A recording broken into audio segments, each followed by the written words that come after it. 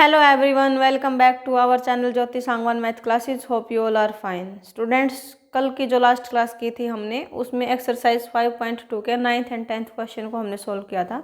आज हम अपने नेक्स्ट क्वेश्चन को कंटिन्यू कर रहे हैं और जो स्टेटमेंट है 11th क्वेश्चन की वो कुछ इस प्रकार है। Which term of the AP 13, 15, 27, 39 will be 132 more than it's 54th term. हमें यह बताना है कि एक अपने पास AP गिवन है, AP है 3, 15, 27, 39, कुछ इस तरीके से जो पैटर्न को फॉलो करती है वो अपने पास AP है। इसकी हमें यह बताना है कि कौन सी टर्म क्या होगी 54th टर्म से 132 ज़्यादा होगी। यानी कि हमें यहाँ पर क्या है, टर्म का जिक्र हुआ और टर्म भी कौन से वाली टर्म, यानी कि जैसे कि मान के चलो 15th है, 17th है, 19th है, मतलब 15, 17, 19 ये वाली वैल्यू हमें निकालनी है। या that means we have to find the value of the n। So let's start our solution.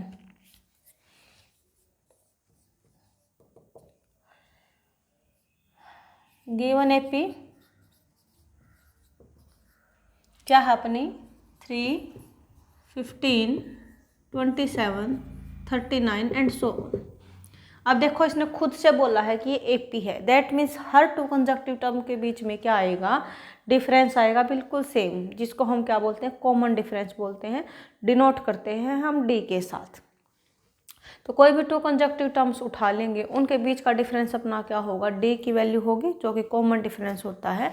तो यहाँ पर अपना क्या होगा, हेयर A कितना है 3। A का मतलब क्या है, first term. A means first term of the AP। So A is 3 and D का मतलब क्या होता है students, difference between two any conjunctive terms. कोई भी दो कंजक्टिव टर्म्स के बीच का डिफरेंस, गैप कितना है उनके बीच का, वो हम पता लगाते हैं। तो यहाँ से कंजक्टिव हमने उठाया 3 और 15 को। अब ये उठाने के बाद हम क्या करते हैं, सक्सीडिंग में से प्रीसीडिंग को माइनस करते हैं, यानी कि जो आगे आने वाली टर्म है उसमें से पीछे वाली टर्म को माइनस हम कर देते हैं। तो यहाँ पे आगे क्या है, AP में 15 और पीछे वाली यानी कि 3। सो 15 - 3 मीन्स कितना हो गया, 12। सो हमें D की वैल्यू भी पता लग गई है। अब अपना क्वेश्चन क्या बोलता है, यहाँ से अकॉर्डिंग टू क्वेश्चन क्या होगा, इसने बोला है which term, let us assume that nth term. ठीक है, तो क्या हो जाएगा, an इज इक्वल टू, इसने बोला which term will be. So an यानी कि nth टर्म विल बी 132 मोर, यानी कि ज़्यादा होगा। दैट मीन्स हम लगाएंगे प्लस, लेस बोलेगा तो हम लगाएंगे माइनस, मोर है तो यानी कि एक्स्ट्रा है, ज़्यादा है तो प्लस है। nth टर्म विल बी यानी कि इक्वल होगा 132 more than it's 54th term. कौन सी टर्म, 54th, यानी कि A54। ठीक है, ये जो इक्वेशन है ये बहुत ही सिंपल होती है बनाने वाली। बस आपको क्वेश्चंस के वर्ड्स को उठाना है और उसको एज इट इज़ आपको पुटअप करना है। अब इसने बोला था विच टर्म, हमने अज्यूम किया nth टर्म, तो हमने क्या लिखा, an लिख लिया वहाँ पर। विल बी यानी कि इक्वल, यानी कि होगा, होगा मतलब इक्वल होगा, इसका आंसर होगा जो भी है ना। 132 लिख लिया। मोर देन, मोर है यानी कि क्या है, प्लस है तो प्लस लगा लिया। 54th टर्म, 54 और टर्म के लिए क्या होता है A, यानी कि A54। इक्वेशन बन गई अपनी। अब हमें बताना था ना विच टर्म, यानी कि कौन सी टर्म, दैट मीन्स n की वैल्यू बतानी है हमें। तो an अपना क्या होता है, A + n - 1 × D, जो कि हम लास्ट अपने सारे के सारे क्वेश्चंस में लगाते आए हैं। आई होप कि आपको वो चीज़ें पता लग गई होंगी। ठीक है, ये क्या है 132 एज इट इज़। ऐसे ही A54 का मतलब क्या हो जाएगा, A + 53 D। ठीक है, अब हमने निकालनी किसकी वैल्यू है, एक n की वैल्यू निकालनी है। तो जो भी एक्स्ट्रा मटेरियल है उसको एक साइड पे हम शिफ्ट कर देंगे। देखो n हमें कहाँ से मिलेगा, A + n - 1 × D है ना, यानी कि इस जगह से हमें क्या मिलेगा, n की वैल्यू मिलेगी। अब ये जो A इधर प्लस है, इधर आके हो गया माइनस। 132 + 53 D। ठीक है, सो A से A कैंसिल आउट हो गया है यहाँ पर अपना। आप A की वैल्यू भी रख सकते हो यहाँ पे, बाद में भी कैंसिल कर सकते हो। अभी ये क्या है, n - 1 D की वैल्यू कितनी है, 12, यानी कि मल्टीप्लाई में क्या है 12 is equal to 132 + 53 multiply by 12। इसको थोड़ा सा और सोल्व आउट करेंगे हम, तो ये हो जाएगा n - 1 मल्टीप्लाई बाय 12, 132 प्लस 53 की मल्टीप्लाई हम 12 के साथ करेंगे।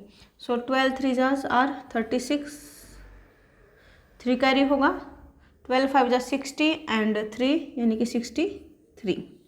अब इसको आगे सोल्व आउट करेंगे तो क्या होगा 132 यानी कि 6 में हमें ऐड करना है इसको, तो कितना हो जाएगा 8 6 7 यानी कि 768। अब ये जो 12 मल्टीप्लाई में है इधर आके क्या हो जाएगा डिवाइड हो जाएगा, ये क्या है n-1। अब इसको हम करेंगे कट, ठीक है। 12 6 जा 72, 4 रिमाइंड रहेगा, 4 और 8 यानी 48, 12 4 जा 48। तो ये हो गया n-1 = 64। बट हमें n-1 की वैल्यू नहीं चाहिए, हमें किसकी लेके आनी है, n की लेके आनी है।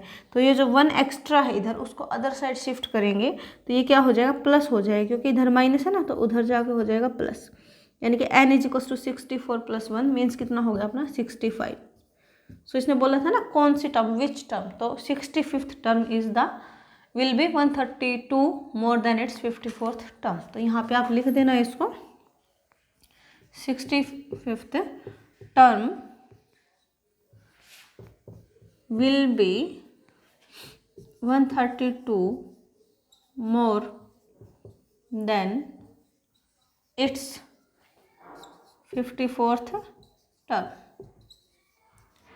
आप इसको यहाँ से क्रॉस चेक भी कर सकते हो कि अपना रिजल्ट सही है या नहीं है। कैसे कर सकते हो स्टूडेंट्स, अब इसने बोला था ना कि 54th टर्म से ज़्यादा होनी चाहिए, यानी कि अगर आपका कहीं प्लस माइनस में मिस्टेक होगा तो वो पता भी लग जाएगा आपको। अगर इसकी वैल्यू 54 यानी कि 52 51 आपका आ जाता है कैलकुलेट करके, यानी कि गलत हो जाता है, क्योंकि इसने 54th टर्म से ज़्यादा की बात की हुई है। कितने की, ज़्यादा की। क्यों, अगर यहाँ पे अपना देखो कॉमन डिफरेंस माइनस में होता ना तो भी हम लगा लेते कि टर्म छोटी होती जा रही है अपनी, ठीक है, जो नेक्स्ट टर्म आती है वो छोटी होने लग रही है क्योंकि माइनस कर रहे हैं हम वहाँ से। लेकिन ये क्या बढ़ रही है, क्योंकि 12 ऐड कर करके चल रहे हैं ना, तो 54th से तो ज़्यादा ही आएगी और हमें वैसे ही पॉजिटिव नंबर मिल रहे हैं तो 132 एक्स्ट्रा मिलेगा, तो 54th टर्म से यानी कि कुछ बड़ा नंबर आएगा, 56 57 कुछ ऐसे आएगा। तो आप वहाँ चेक कर लेना, अभी अपना क्या है 65 आया है। दैट मीन्स अगर हम अपने बेसिकली नॉलेज को यहाँ पर यूज़ करें that means this will be correct. आप इस तरीके से एग्जाम में चेक भी कर सकते हो अपने क्वेश्चंस को। So this is our 11th question and I hope कि आपको समझ में आया होगा।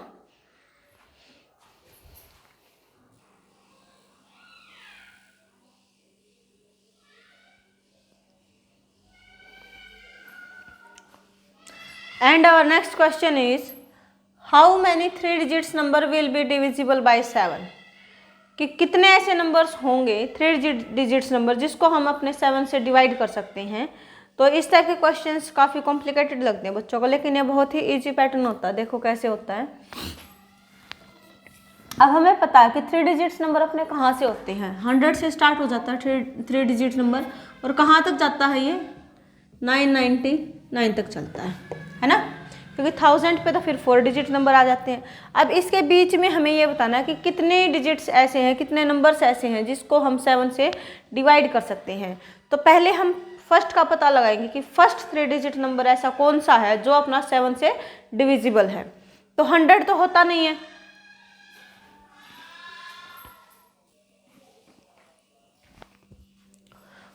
सो 100 है अपना 7 से डिवाइड नहीं होता है। उसके बाद हम चेक करेंगे 101 को, वो भी नहीं होगा। फिर 2 को, 102 को, 3 को, 4 कैसे हम चेक करेंगे तो 105 हमें फर्स्ट ऐसा 3 डिजिट नंबर मिलेगा जो कि 7 से प्रॉपरली डिविजिबल होगा। यानी कि हम क्या लिखेंगे 105, ठीक है, फर्स्ट नंबर हमें मिल गया है। फिर हमें क्या मिलेगा 112, फिर हमें मिलेगा 119। ऐसे चलते चलते हमारे पास बहुत सारे ऐसे नंबर होंगे। अब ऐसे अगर काउंट करने बैठोगे तो काफ़ी टाइम लग जाएगा हमें कि कितने नंबर है ना, 7 7 7 7 ऐड करते चलेंगे, क्योंकि हर 7 से डिविजिबल नंबर यानी कि 7 का ही डिफरेंस होगा, उसके अंदर 7 7 को हम ऐड करके निकाल सकते हैं। बट ऐसे तो प्रोसीजर बहुत लंबा हो जाएगा निकालने के लिए, तो उसके लिए हम क्या करेंगे फर्स्ट सेकंड 1 2 को निकाल लेंगे। उसके बाद बिल्कुल लास्ट से चेक करेंगे कि लास्ट अपने डिजिट्स क्या हो सकती है। वहाँ पर लास्ट अपने 999, क्या ये 7 से डिविजिबल है? 7 1 जा 1 7 4 28 नहीं है, अपने क्या आएगी 994। तो लास्ट जो 3 डिजिट नंबर है जो कि 7 से डिविजिबल होगा वो क्या अपना 994। अब हमें पता लग गया कि फर्स्ट नंबर ये है, लास्ट नंबर ये है, और इन हर एक टर्म के बीच में क्या है 7 7 का हमें डिफरेंस मिलेगा। ठीक है, 7 7 7। तो हर एक टर्म में क्या फिक्स नंबर है, 7 है, 7 है, 7 है। दैट मीन्स ये क्या फॉर्म होती है यहाँ पर अपनी AP बन जाती है, जिसमें क्या होगा कि A अपना क्या है फर्स्ट टर्म यानी कि 105, D यानी कि जो इनके बीच में फिक्स्ड नंबर है, दो कंसेक्टिव टर्म्स के बीच में कॉमन डिफरेंस जिसको हम बोलते हैं, तो क्या होगा 7 होगा, क्योंकि 7 से डिविजिबल है तो डिफरेंस कितना आएगा 7 का ही आएगा। उसके बाद लास्ट टर्म का हमें पता है, लास्ट टर्म को हम क्या बोलते हैं AN बोलते हैं, यानी कि 994। अब हमें ये बताना है हाउ मैनी टर्म्स, यानी कि कितने टर्म्स हैं ये 105 से लेकर के ऐसे कितने हमें नंबर्स मिलेंगे जो 7 से डिविजिबल होंगे, यानी कि we have to find the number of the terms, यानी कि AN ये जो लास्ट टर्म है, यानी कि हमें ये पता होना चाहिए कौन से वाले टर्म है ना, यानी कि अगर हमें N का पता लग जाएगा तो हम बता देंगे कि इतने टर्म्स है इसके अंदर, क्योंकि लास्ट टर्म है, अगर 10th टर्म है 10th टर्म आएगी यानी कि 10 नंबर्स हैं इसके बीच में, 12th आएगा यानी कि 12 हैं टर्म्स ये इस तरीके से। तो हमें कुल मिलाकर के वैल्यू किसकी निकालनी है, N की निकालनी है यहाँ से। सो बेसिकली जो N होता है वो अपना क्या होता है AN = A + N-1 × D। ये हमने फॉर्मूला बेसिक क्लास में जनरेट करना भी सीखा था कि हम इसको फॉर्म कैसे करते हैं, बनाते कैसे हैं। अगर किसी बच्चे ने नहीं देखा है तो एक बार आप प्लीज़ वहाँ पर जा करके ज़रूर देखें वीडियो को, जिससे कि आपके बेसिक में थोड़ा सा इम्प्रूवमेंट हो जाएगा। AN की वैल्यू क्या होती है अपनी A + N-1 × D। ठीक है, अब AN की वैल्यू हमारे पास क्या है 994, लिख लिया इसको। A की वैल्यू क्या है 105 प्लस N की वैल्यू तो हमें निकालनी ही है, D की वैल्यू कितनी है 7। अब यहाँ से इसको सिंप्लीफाई करके हमें बस किसकी वैल्यू निकालनी है, N की वैल्यू निकालनी है। तो क्या करेंगे 994 इधर है, 105 प्लस में है, इधर आके क्या हो जाएगा माइनस में हो जाएगा, N-1 × 7। अब इस पे से माइनस करेंगे, सो 14 में से 5 जाएगा 9, 8, 8। ठीक है, अब इसको देखो इधर 7 मल्टीप्लाई में है, इधर आके क्या हो जाएगा डिवाइड हो जाएगा, N-1 7 से कट करेंगे, 7 × 1 = 7, 7 × 2 = 14, 4, 7 × 7 = 49, यानी कि 127 = क्या आ गया N-1 आ गया। लेकिन हमें N-1 की वैल्यू को नहीं निकालना है, हमें N की वैल्यू को निकालना है। तो N अपना क्या हो जाएगा 127 इधर है, N जो ये माइनस में था इसको हम क्या करेंगे 127 के साइड में ले करके और प्लस कर देंगे, क्योंकि N की तरफ था ना ये, तो इसको LHS RHS को शिफ्ट कर लिया है हमने, इससे कोई भी फर्क नहीं होता अपना। सो N-1 इधर था = क्या था 127।